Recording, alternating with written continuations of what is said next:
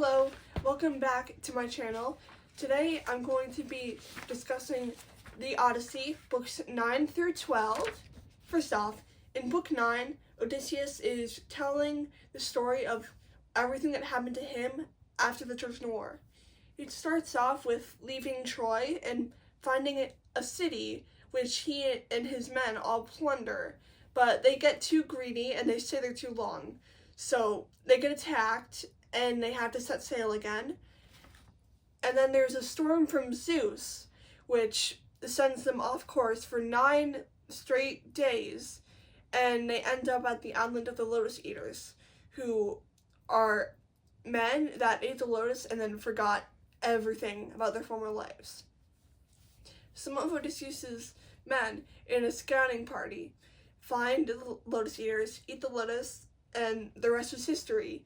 Odysseus has to drag them back to the ship. Literally drag them and tie them up because they so desperately want to stay and eat the lotus forever. And after that, Odysseus and his men reach the island of the Cyclopses, in which they go into a cave and start eating the food of the Cyclops Polyphemus, who is the son of Poseidon. Spoiler alert, this will be important later on. Odysseus, when discovered by Polyphemus, says that his name is Nobody and tries to appease Polyphemus, but Polyphemus is not having any of it, and he eats Odysseus's men one by one for several meals over the course of a day. But finally, Odysseus and his scouting party there make a spear out of Polyphemus's club, and they stab Polyphemus in the eye with it, so he's blinded. Then they escape under Polyphemus's sheep. But after they escape, Odysseus shows hubris by yelling out to Polyphemus and saying that his real name is Odysseus and that he is the king of Ithaca. I don't think it's very wise for a sailor to reveal their name if they've just angered the son of the sea god. And now in book 10, they sail to Aeolus, who is the lord of the winds and a minor deity. Aeolus welcomes Odysseus' crew and gives them a feast, sends Odysseus off with a bag of winds, but his men get very suspicious about this. The captain has a bag that nobody's allowed to open. So naturally, they open the bag, and it turns out to be a storm. Aeolus had contained all the winds in the bag for Odysseus so that he could safely reach Ithaca. But just as they are in sight, the men, greedy for treasure and loot that they thought was hidden from them, open the bag and whoosh, they sail right back to Aeolus' island, where he is very upset at this and also a little bit scared about the misfortune of the men. He thinks that the gods have cursed Odysseus, and so he sends him away without any help this time. Men then travel to the island of the goddess Circe, who is a witch, and a very dangerous witch at that. She drugs some of the men when they scout out the island, and she turns them into pigs.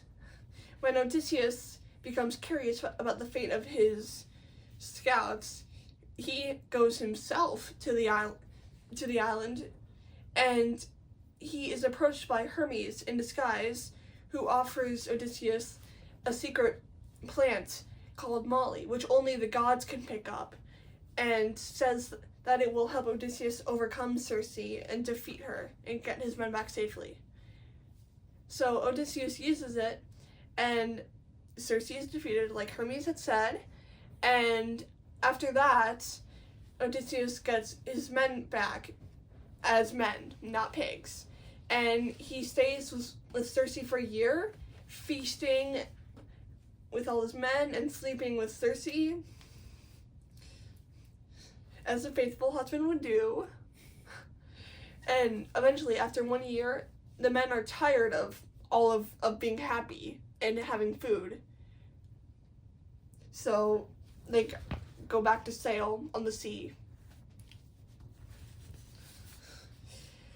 And now in Book 11, Circe had told Odysseus that he needed to go to Hades to ask Tiresias, a dead blind prophet, how to get back home.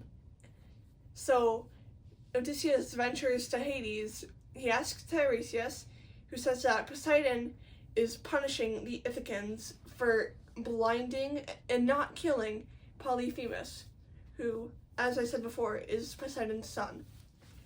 Then Odysseus learns about what will happen to him. He's going to return, he's going to see his wife again, and it's going to all end out happily, but he will have to travel very, very far to a place where nobody knows about sailing in order to sacrifice to Poseidon, and then he can finally return forever. Not ominous at all. But, yep. And then Odysseus, not Poseidon. I've been thinking about Poseidon. And then Odysseus talks to other spirits, such as his mother, and she tells him how she died. She died of grief and waiting for her son. Then he meets Agamemnon, who tells him how Clytemnestra, his wife, had killed him when he got back to the island. She had a secret lover while he was at Troy, and she killed him in the bathtub. That's a very honorable death for a commander, of course. And after that, he meets other people, he sees all the spirits, and they all come to him because they want to talk. They've been in Hades for so long, and so he hightails it right out of there because there were just so many ghosts. If you like this video, and if you're scared of a ghost like Odysseus, please comment below, like, and subscribe. Thank you. And now, in Book 12, Odysseus and his crew go back to Circe's island because one of their crew members, Elpenor, showed up at Hades and said that he was not buried. It turns out that he had fallen off the roof of Circe's palace while he was drunk, and he broke his neck. Not a very good way to go, I don't think.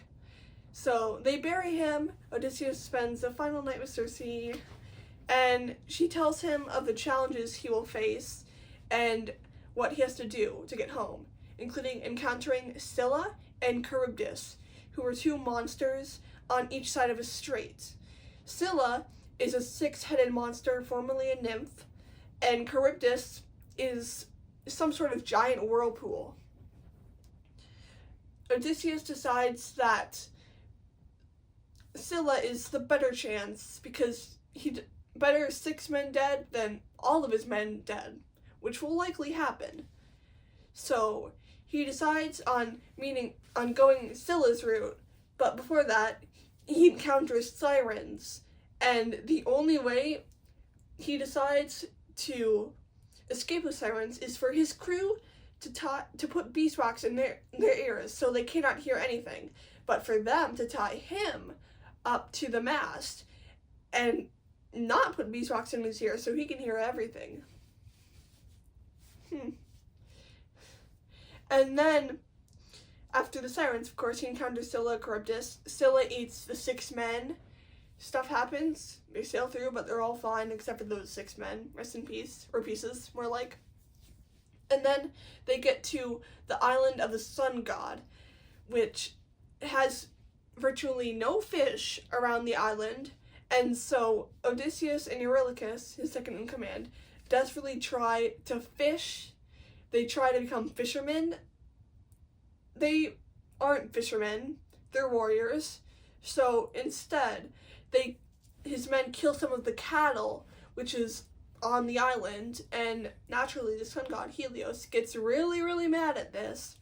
So he sends a storm from Zeus when the men had sailed away, and all of the men except Odysseus die, because Odysseus was the only one who did not eat the cattle.